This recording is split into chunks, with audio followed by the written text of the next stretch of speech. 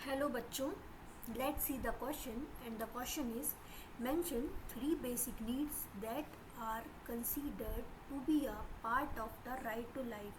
बेटा क्वेश्चन दिया हुआ है, आपको इसका आंसर बताना है और क्वेश्चन आपसे कह रहा है बेटा कि उन थ्री बेसिक नीड्स के बारे में बताएं। कुछ ऐसी तीन मूलभूत ज़रूरतों का उल्लेख करें या बताएं जो जीवन जीने के अधिकार का भाग है। आपको वो थ्री बेसिक नीड्स बताना है जो जीवन जीने के अधिकार के अंतर्गत आती हैं। तो बेटा बात करते हैं कि जीवन जीने का अधिकार क्या होता है।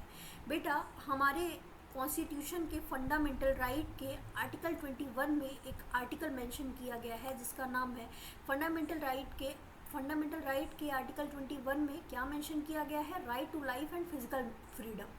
किसी भी व्यक्ति को स्वतंत्र रूप से जीवन जीने का अधिकार है और साथ में गरिमापूर्ण भी। गरिमापूर्ण मतलब कि आपको प्रतिष्ठा के साथ जीवन जीना है, आपका सम्मान किया जाना चाहिए।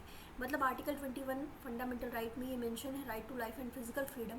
और बेटा जीवन जीने के लिए हमें बेसिकली तीन चीज़ों की ऐसी कौन सी ज़रूरतें हैं जो जीवन जीने के लिए बहुत ज़रूरी हैं, उसके बिना हम जीवन जी ही नहीं सकते। तो हमको भी पता है कि हमें जीवन जीने के लिए फूड, सबसे पहले तो फूड चाहिए, बिना फूड के तो हम रह ही नहीं पाएंगे। सेकेंड नंबर पे हमें क्लॉथ चाहिए और थर्ड नंबर पे शेल्टर। तो क्वेश्चन आपसे यही कह रहा है कि ऐसी कौन सी तीन ज़रूरतें हैं जो जीवन जीने के लिए ज़रूरी हैं और वो राइट टू लाइफ का भी पार्ट है। तो बेटा the three basic needs that are considered to be a part of the right to life are food, clothing and shelter.